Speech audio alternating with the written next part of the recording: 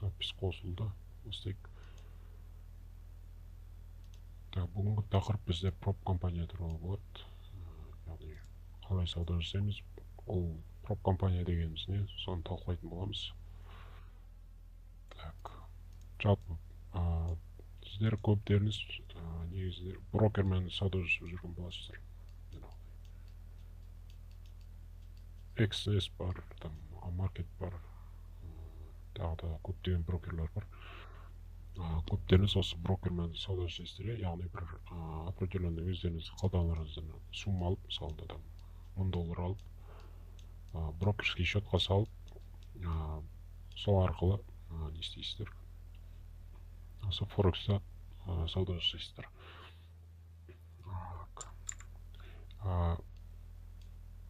Оған мысалында бізде, яғни прop компания деген бар да. Яғни бұл қалай?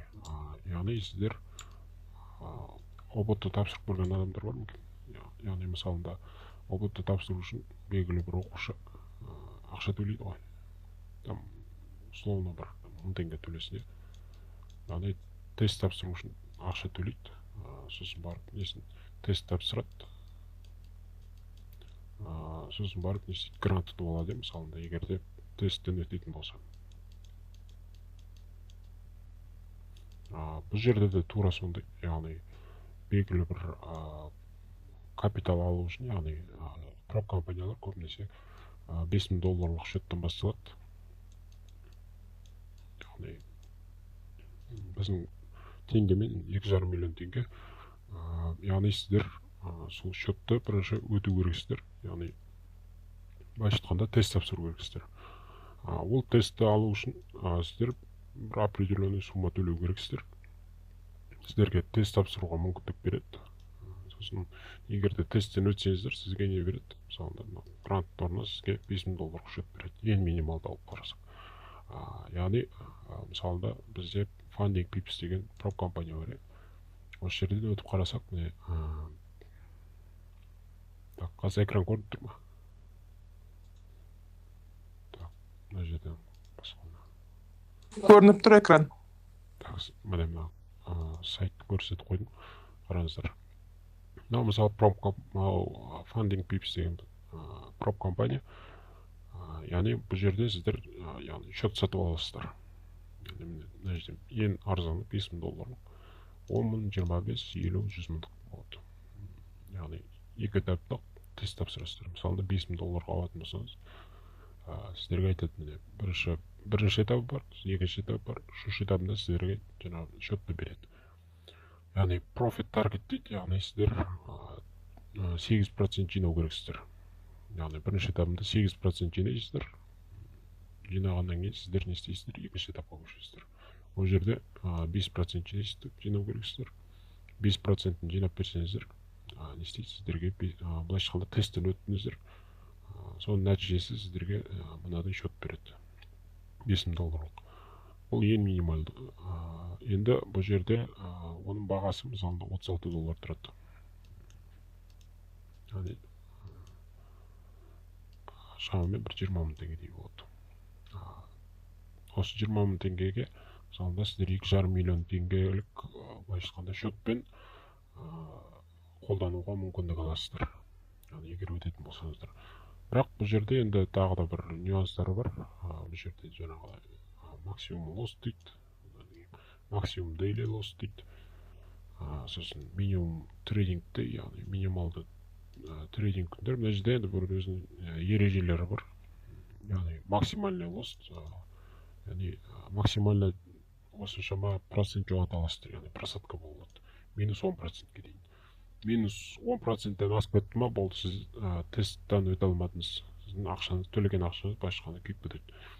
Одан кейін күндік лимиттер бар, яғни күндік лимит 5%-тен аспау керек.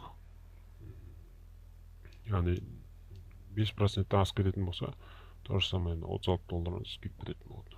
Одан кейін минимальный трейдинг дейіз, яғни минималды 3 күн торговля жасау керек. Яғни мысалы бірінші этабында как минимум 3 күн, енді бір күнде де жинасаңыздар болады. Мысалы бір күнде 8% жинадыңыздар. Қалған 2 күн просто 0.01 лотпен ашасыздар да. қалған 2 күн бойы 5 минутқа ашасыздар, жоп істейсіздер деген сияқты ғой. Бұл жерде солай. Мынау плечо қатты қажет емес. Жалпы ол бірінші этабында, екінші этабында тура осылай. Яғни сіздерге енді екінші этабында уже 5% жинау керексіздер.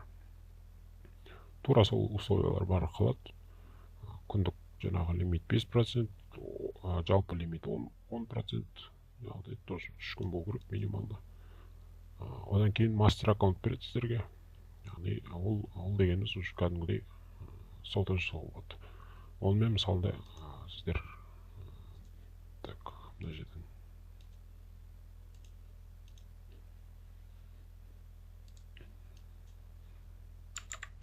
былайша айтқанда сіздер инвестиция біреуден мысалда ақша алдыңыз, там 2,5 миллион теңге мысалында теңгемен алатын болсақ,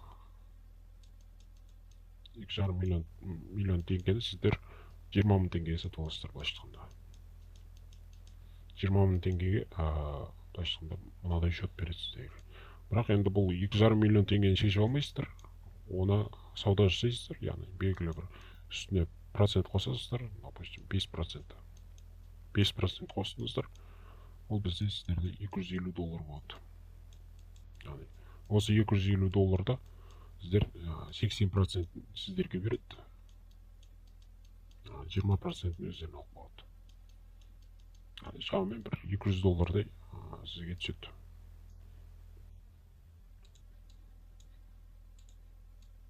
$200 сізге түседі. Яғни айына 2 рет шешу мүмкіндігі бар. Бұл жерде енді айына 1 рет шешуге болады, айына 2 рет шешуге болады. Яғни 2 аптада 1 рет мысалында 5% жасап осындай сума шешіп отыруға болады. Яғни $200 бір аккаунт. Яғни бұл жерде ешқандай шектеу жоқ. Яғни бұл фандинг пипсті шатаспасам $300 мың дейін жасауға болады. Бірақ одан артық жасай алмайсыздар. Яғни енді басқа жақындарыңызға жасаңыздар болады. Бірақ өзіңіздің атыңызға тек $300 мың ғана дейін счет ала аласыздар. Мысалында 20 мыңдық счеттан, 25 мыңдық счеттан 15-ін алсаңыздар болады примерно. Немесе 100 мыңдықтан 3 ғана алуға болады. Немесе 50 мыңдықтан 6 алуға болады деген сияқты. Оны өздеріңіз шешесіздер. Бұнда енді жалғыз бұл фандинг пипс қана емес, бұл жерде арнайы сайты бар негізінде, қазір көрсетейін. Бұл жерде проп фирма деген сайт. Осы жерге кіріп, мысалында проптарды таңдауға болады. Ең сенімді деген проптар, яғни бірінші орындарда, яғни жаңағы фандинг пипс көрсеткен. Одан кейін мынау 5 деген проп, The Pfizers дейді. Одан кейін Alpha Capital, E8 деген де жақсы, Funded Next де жақсы, Maven де жақсы. F-Toma біздің Қазақстанда жоқ. Мынаны білмедім. Мынау онша емес негізінде. Бұлар қалғандары онша емес. Мынау F-Tomaға дейін мысалында барлығын қолдансаңыздар болады. Енді бағалары әртүрлі бұл жерде. Мысалында Maven ең арзан проп осының ішіндегі. Яғни бұл жерде минималды $5 мың счет $22 ғана тұрады. Яғни $16 разницада примерно. $14-15 примерно разница. Бірақ бұл жерде спред деген дүние бар. Кішкене көптеуде бұл жерде. Яғни кішкене андай бір неудобстволар бар да, кішкене андай бір қалай айтсақ болады. Қолайсыз проп. Бірақ жаңағыдай ақша төлеу барлығы нормально. Былайша айтқанда сенімді проп. Бірақ жаңағыдай спреді көпті просто. Арзан болады. Funded Next. Бұл жерде тоже самое. Бұл жерде шатаспасам бірінші выплатаны бір айдан кейін ғана аласыздар. Қалған екінші, үшінші ақша шешуді 2 апта сайын ала беруге болады. Так. E8 тоже жақсы проп. Бұл жерде аллокациясы ең көп мысалында 2,5 2-4 миллионға дейін жасауға болады. Альфа Capital. Так, бұл жерде 400 мың. Бұл жақсы. Мына қолданып көрген жоқпын. Funding Pips 300 мыңға дейін бағана айтқан. Бұл жерде енді жаңағы платформалар да бар. MetaTrader Base бар, C-Trader бар, MatchTrader бар. Көптеріңіз MetaTrader білетін шығарсыздар. Бірақ тура сондай жаңағы C-Trader да бар, MatchTrader да бар. Әрбір проптың өзінің жаңағыдай терминалдары бар. Сделка ашып жабу үшін. Одан кейін жаңағыдай Funding Pips'та криптомен торговля, Forex бар, индекстер бар, металл, алтын анау деген сияқты. Осы жерден полный кестеге қарап танысып шығуға болады. Сосын мынау купондармен қолдануға болады, яғни скидка бірінші ретке болады. Мысалы там 6% береді, 20% береді деген сияқты. Сөйтіп қолдансаңыздар болады. Яғни плюс-минус барлығын условиялары барлығы бірдей. Яғни бірінші этапында екі этаптық челлендждің мысалы бірінші этапында ол 8% жинау керексіздер, екінші этапында 5% жинау керек. Ол жағында плюс-минус барлығы бір. Бірақ кішкене там күндік лимиттер әртүрлі болуы мүмкін. Мысалында жаңа Funding Pips'та күндік лимит -5 болса, Maven'да -4 болу керек. Общий лимит мысалында Funding Pips'та 10% болса, мына жақта 8%. Көресіздер ме? Maven арзан болғандықтан бұл жерде несі жаңағыдай проценттер аздауы кішкене. Сондай ерекшеліктері бар. Так, сосын не бар тағы да?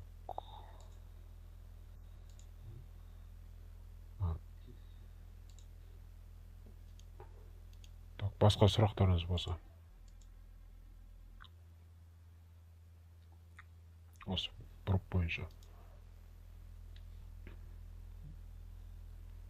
Былайша айтқанда сіздерге инвестор ретінде ақша беру. Бұл енді егерде ол жаңағыдай пропты сливать етіп алсаңыз да, ертең сіздерден ол жаңағы мысалы $5,000 қайтып ешкім сұрамайды да. Былайша айтқанда демо счет сияқты болады, бірақ шешкен кезде кәдімгідей ақшаны шешіп аласыздар. Мысалы жоғалтсаңыздар, ол жаңағыдай проп компания өзі жауапты да. Оған сіздер жауап бермейсіздер яғни. Сіздің мысалында жаңағы счет сатып алуға кеткен жаңағы $36 ғана не болуы мүмкін, кетіп қалуы мүмкін. Бірақ соның өзінде де яғни сіздер 3 рет выплата алсаңыздар, сіздер 3-ші ретте жаңағыдай ақшасын қайтарып береді. Мысалында сіз $36 алдыңыз, сатып алдыңыз мысалында. Бірінші рет $200 шештіңіз, екінші рет $200 шештіңіз мысалында. Үшінші рет сізге 236 қойып береді. Мына салған ақшаңызды қайтарып береді. Басында салған. Сатып алған ақшаңызды. Ондай да нюанстар бар. Так, сосын тағы бір енді мынадай нюанстар бар. Яғни бірінші мысалында сатып алдыңыз $36, оны сіз өте алмауыңыз мүмкін, яғни слив болып кетуі мүмкін. Сондай да. Бірақ та енді $36 жаңағыдай сонда қатты көп ақша емес. Яғни сізге егер өтетін болсаңыз 2,5 миллион теңге. Ол ең минимальный суммада мысалында. Одан да көпті мысалында. Жаңағыдай $400 мысалында орташа есеппен $100,000 счет алуға болады. Соны өтсеңіздер мысалында. Как минимум 5% болса, ол мысалында $5,000 болады. Яғни сіздер 400 мысалы бизнес ретінде қарасаңыздар, қандай бизнес мысалында 200 мың теңге саласыздар, одан мысалы $5,000 10 есе көпті, 2,5 миллион теңге мысалында ақша шешіп аласыздар. Бизнес ретінде қарасаңыздар, ондай ешқандай бизнес жоқ та, ондай пайда келетін.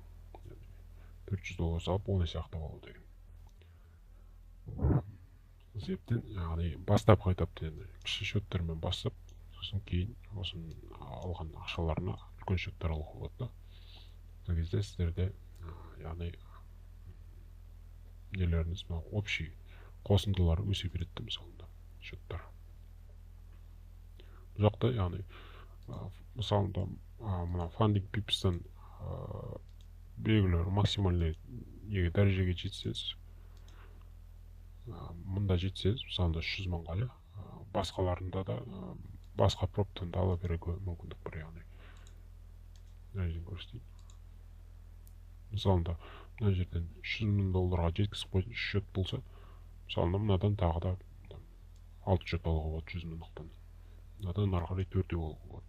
Соның барлығын қосқан кезде үлкен жаңағыдай сумма шығуы мүмкін общий. Мұнда мысалы 2,5 миллион теңге доллар, то есть. Так, сұрақтарыңыз болса, бүгінгі тақырып бойынша. Шешудің жолдарына көрсетшеңіз қалай болады екен сол жағы? Шешу жолдары оны қатты қиын емес. Криптамен, егер де жаңағыдай нелер бар ғой, сеть арқылы жібере алсаңыз, мысалы TRC20 пен Bybit арқылы немесе Binance арқылы соны білетін болсаңыз, бізде де қатты қиын емес. Личный кабинетке кіресіз, жаңағыдай вывод деген бөлім болады, соған өтесіз, жерге TRC20 кошелектің несін саласыз, мысалында. Еще сізге бір күн ішінде, бір сағаттың ішінде ақша түседі. Пропқа байланысты. Ана кейде без комиссия шешетін возможностьтар болады дейді, кейбіреулеріне сол тұрған қандай комиссия ұстайды? Комиссия там $1-2 ғана, көп емес қой. Фандинг пипсте не бар ма? Мгновенно несі? Бірінші этап, екінші этап депмей, сразу счет ақшаға түседі.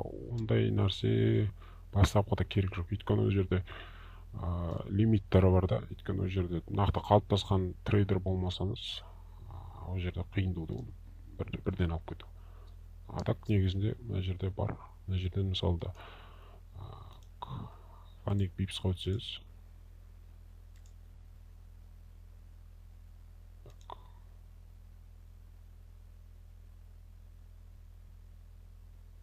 міне мына zero деген, яғни өтініш $5,000 өтініш сізге $69 береді. Яғни $10,000 өтініш сізге $99 береді. Сөйтіп, осылай өтуге болады. Бұл жерде енді жаңағыдай күндік лимиті бар, 3%.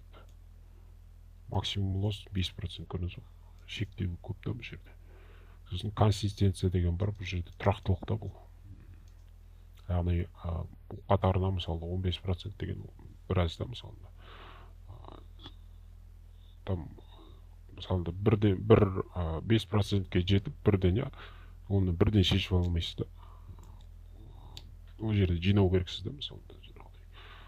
Тұрақты түрде там 10 трейд жасау керексіз мысалында. 10 рет сделка ашуыңыз керек деген сияқты. Сосын жаңа оны тұрақты түрде жинағаннан кейін барып қана шеше аласыз да. Консистенция калькуляторы бар. Бұл қатты бастапқыда қатты керек емес. Өйткені 3%-лік риск жерден бірақ сделка аша аласыз мысалы күндік. Түсінікті. Лимит жесткий, да, у них идет? Бұл жер енді профессионально қалыптасқан трейдерлар болады ғой. Өзінің четкий торговый стратегиясы қалыптасқан 1-2 жыл сауда жасайтын. Вот сондайларға нормальный да. Результат жасай алатын. Новичоктарға ұсынысым 2 этапты қойдым. Яғни бұл жерде ол 2 этаптан өте алмаса ақшасы күйіп кетеді, бірақ. Сіздер енді аз суммамен бастайсыздар, мысалында $100 мысалында там 3-4-ден алып тастайсыздар, мысалында определенный бір 50-60 мыңға сатып аласыздар. Соны мысалында бір-бірден өтеуге болады. Жоқ, бірінші этапта, по-моему, 8%, иә, міне 8%.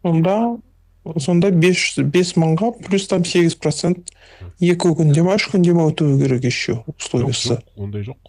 Бір ай өтсеңіз де болады. 2 ай өтсеңіздер. Там ограниченный срок емес пе еді? Жоқ, ондай жоқ. Еще Ол лучше минимальный тогда. торговый день, 3 күн. Минимальный торговля. Сіз мысалы бір күнде өтіп тастай алмайсыз. 8% жинасаңыз да барып 2 күніңіз қалады да сізде. 2 күн бойы өтірік, былайша айтқанда өтірік позиция шығасыз, 0,1 лотпен просто ана айналдырасыз да. 5 минут қашып қоясыз сделканы. И все. Түсінікті, рахмет. Сіз ана фанды некспен жасайсыз ба тоже? Жоқ, қазір негізі сенімді тұрып жасауға болады, бірақ ол жақта жоқ менде. Менде 95 сплит дейді, сонда 95% выплата болады ол жақта да негізі? Иә, 95%. Ол жерде жаңағы әр проптың өзінің оқу керек сайтына кіріп, өзінің жеке условиялары бар. Яғни мына жерден өтсеңіздер FAQ көп қойылатын сұрақтар, яғни бұл жерден мынау не үшін фандинг пипс осы жерде мысалы орысшаға аударып оқып көрсеңіздер болады, условиясын барлығын. Яғни жаңалықта қалай ашуға бола ма сделка, сондай моменттердің барлығын перевести на русский дейсіздер. Мына жерде барлығын оқып шықсаңыздар болады.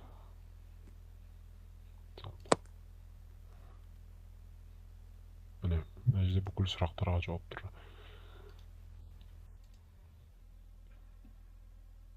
Көрдіңіздер ме?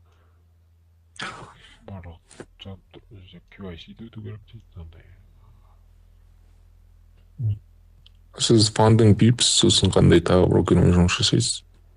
Так, менде мынау қазір несін қойдым.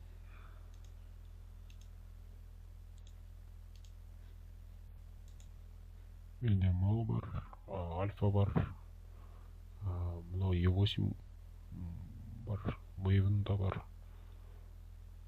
Maven да негізі үлкен проп алған невыгодно дейді да негізі. Өйткені ол жақта не ғой, спреті жоғарыда. Сондықтан мысалында үлкен счетпен сделка ашсаңыз, бірден там $200-300 минусқа кетесіз спред.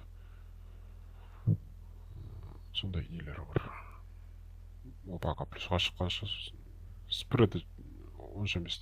Кішкентай бастапқыға новичоктарға Maven деген идеальный проп негізінде. Арзан бағасы бірден. Одан кейін $20, $22 сатып аласыздар. Біраз 5-6 алып соға өтті бірден. Ақырында өте бересіз. Мысалында 5-еуіні, 3-еуіні, 2-еуіні өтеге болады. Мысалында егер дұрыс риск менеджмент сақтап, дұрыс лудомания жасамай, дұрыс грамотный торговля жасаңыз, онда өтеге болады. Примерно 3-еуін, 4-еуін өтеге болады.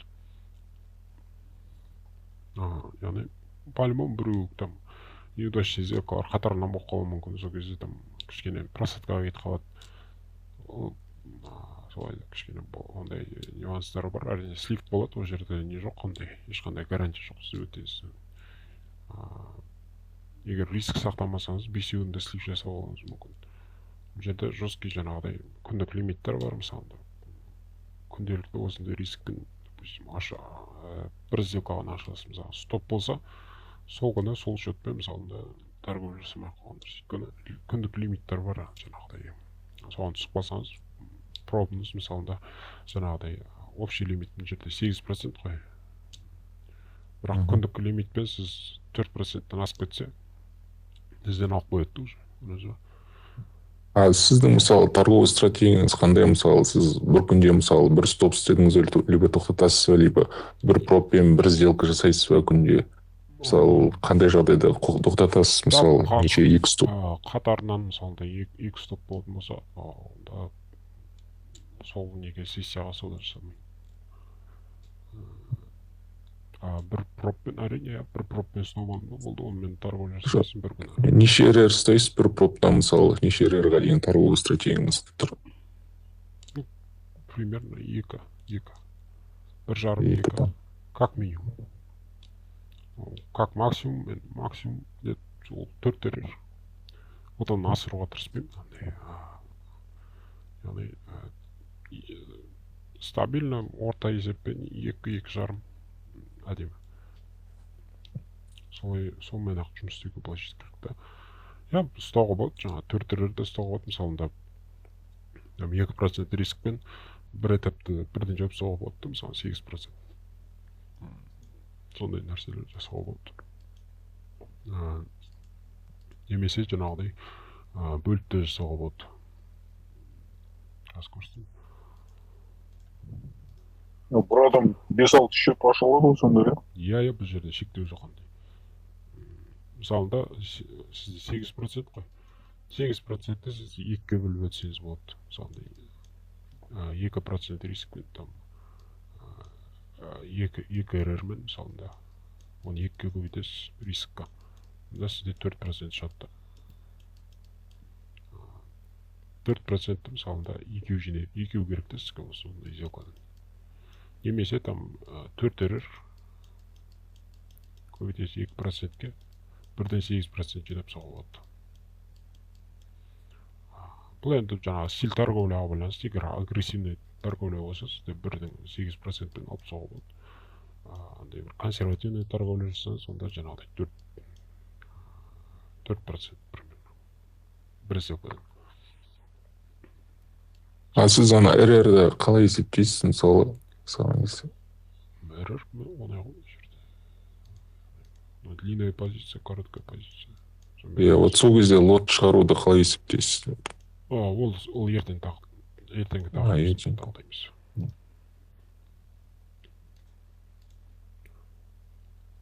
Жалпы сол. Сосын мысалы екінші етап 5%. 5% мысалында бір сделкамен ақ жауып соға болады.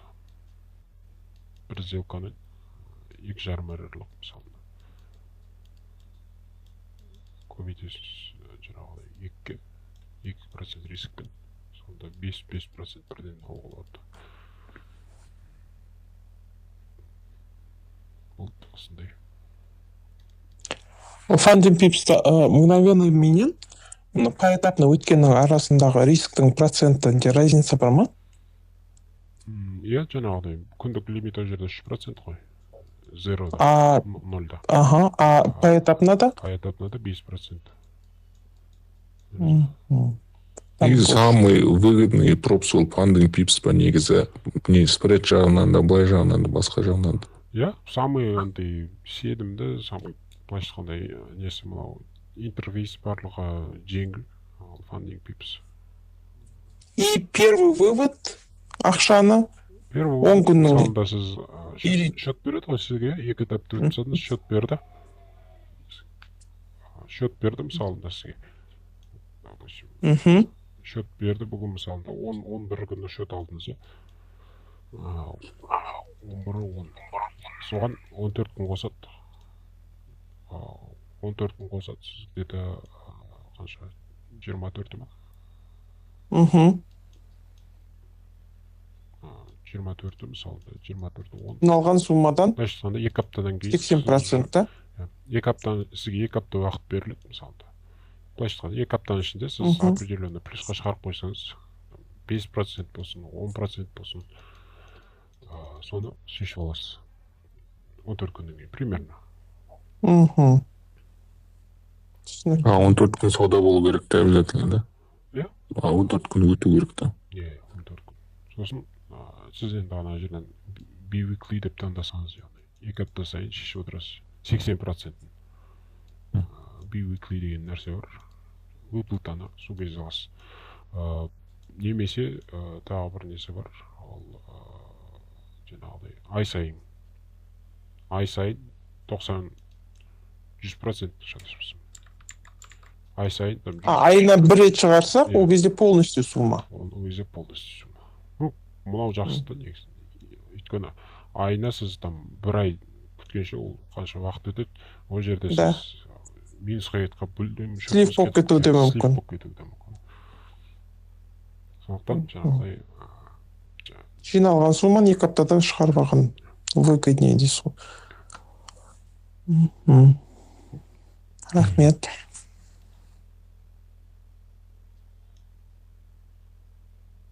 Мысалы жиналғаннан кейін суммасыз арасында болса өтірік аз лоттан ашып қоясыз, негізі обязательно торговый линдерде бар ғой да. иә ол жерде просто жаңағыдай 001 лотпен ашасыз. Мысалы альфа деген бар ғой, альфа деген троп. Мысалы бірінші выплата алу үшін как минимум 5 күн торговый день болу керек та. 5 күн сауда болу керек та, яғни трейд болу керек. Оның мысалында бірінші саудан мысалы определенный бір лотпен ашасың ғой енді. Допустим, екі-үш лот болсын да. Средний 2-3 лот болсын. Жаңағыдай 5 күн бойы сондай средний 2-3 лотпен сделка ашылу керек та. 5-10 минутқа примерно сондай жетеді да. Жаңағыдай любой активті аласыз, соны мысалы там евро болсын, кез келген алтын болсын, соны 10 минутқа сделка ашып қоясыз, яғни осылай айналдырасыз. Ол бірақ та мысалы ол бір-ақ рет жасалатын дүние да. Одан кейін тағы да келесі счеттар алсаңыз, екінші болсын, үшінші болсын, сразу 2 аптадан кейін шешіп ала бересіз. Сондай мынадай 5 күн тағыдай айналдырмайсыз да. Бір реттік жасалатын нәрсе. Фандың бипсте ондай жоқ та. Ондай жоқ.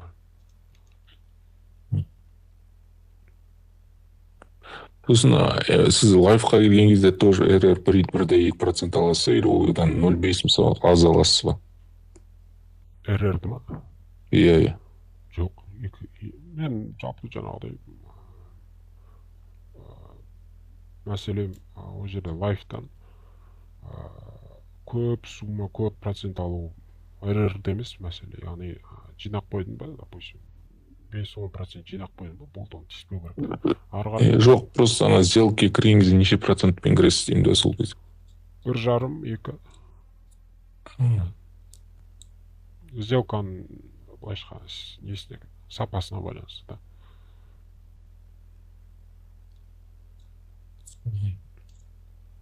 Кейбір кезде там 1%-пен де ашатын кездер болады. Жалпы орта есеппен 1,5-2 ондан асырмайды. Дейлимен кетіп қаупі бар да. Желательно сосын бір күнге қалдырмаған жақсы да негізі. Ол енді мысалында альфада свинг деген счет бар. Оны алсаңыз, онда қалдыра беруге болады. Яғни арнайы осындай келесі күнге қалдыратын пропты. Бірақ мына қалғандары свинг болмаса, келесі күнге қалдырсаңыз, сіз дейлимен ұшып кету мүмкін қаупі бар да. Ол қалай? Мысалында сіз активтен көрсетейін любой. Мысалында кешке қарайсыз, мына жерде лонгқа кірдіңіз. Өйстіп позиция ашыңыз, допустим. Там таргетті мына қойдыңыз. Условно. Естеді баға мына жерден ашылды баға, яғни баға өсті, келе жатыр, мына жерде сіз плюстасыз түнде. Бірақ бұл келесі күнге көшті мысалында. Келесі күнге көшті, мына жерден келе жатыр, бірақ баға сіз 2% рискпен ашқандықтан, мына жерде келесі күн, мына жерде міне. Так.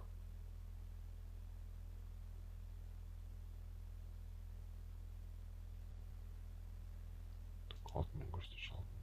Түсінікті бар.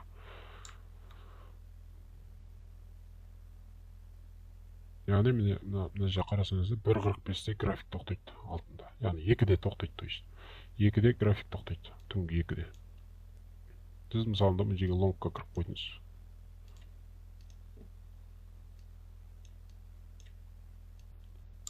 Осы лонгқа кіріп қойдыңыз. Тейкті мына жерге қойдыңыз. Қарасаңыздар, стоппен шығарған жоқ, мысалда мына жерде қарасаңыз, стоп делген жоқ. Все бәрі нормальный да. Бірақ мына жерде сіз егерде келесі күнге қалдыратын болсаңыз, келесі күнге ауысатын жерде мына жерде сіз күндікпен ұшып кетесіз. Неге? Күні ол проптар қалай жасайды. Яғни мына сделка ашылады, сіз вроде плюста боласыз, түнгі 2-де плюста боласыз. Сосын не істейді? Мынау үш болады ғой, түнгі, яғни келесі күні ашылады ғой график. Сол кезде сізде бұлай ашылады ол. Яғни мына жерден уже түнгі 3-тен бастап, яғни осы жерде графигіңіз ашылады. Тейкіңіз осы жерде. Енді сіздің стопыңыз мына жерде $11 болды ма? Мына жерде $11. Міне, былай болады, көрдіңіз ба? Былайша айтқанда сіздің стопыңыз по факту мына жерде тұр, бірақ сіздің мынау рискпен кіресіз ғой, 2%-пен кірді. Мына жерден уже сенде 4%-тен асып кетеді, допустим, егер миығын болса. Көрдіңіз ба? Сол кезде сіз не істейсіз? Күндікпен ұшып кетесіз. Мына жерден. Яғни келесі күнге ашқанда ол мысалы мына жерден ашылды деп ойлайды сделканы. Осы жерден бастап ары қарай төмен қарай мысалы күндік лимитке жетіп қоятын болса, допустим, минусқа осы жерден бастап 0 болады ол жерде. Осы отметкадан бастап, яғни 3-тен бастап. Егер де минус жаңағыдай күндік лимит болса, жаңағыдай условно 4% минусқа кететін болсан, и сен пропындағы проценттің 4 болса, онда сен стопқа жетпесе де күндік лимитпен ұшып кеттің деп айтады да саған. Осындай нюанстар бар да бұның.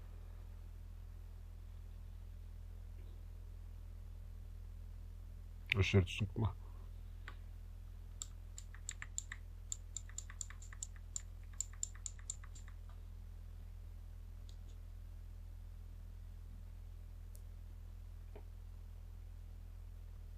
Так, мен естіп тұрмын, дауысым.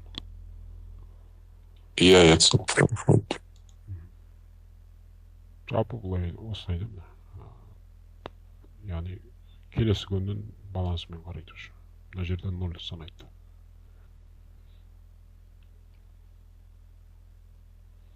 Мысалында жаңағыдай свинговый счет болса, свинг счет болса, онда ол 0-ді мына жерден қарайды. Яғни счетқа қарайды да размеріне, яғни общий счеттан минус кететін болса ғана сізден келеді. Яғни по факту көреді осы жерден. Мына жерден ашылды, значит баға мына жақтан төмен кететін болса, онда осы жақтан бастап қана минусты санайды. Мына жақта ол плюс қала береді.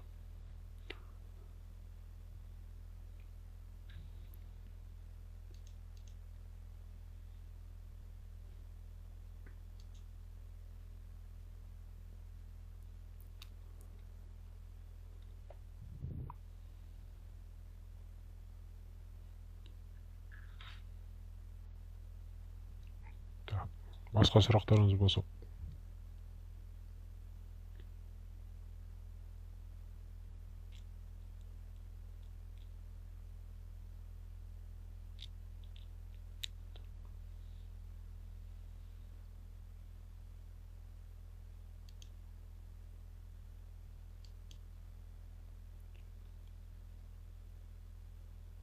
Мысалы, бірнеше проппен сразу жұмыс істеуге болады дедіңіз ғой да, сол кезде одновременно 2-3 проптан аша беруге бола ма сделканы? Ол кезде Не, бола береді.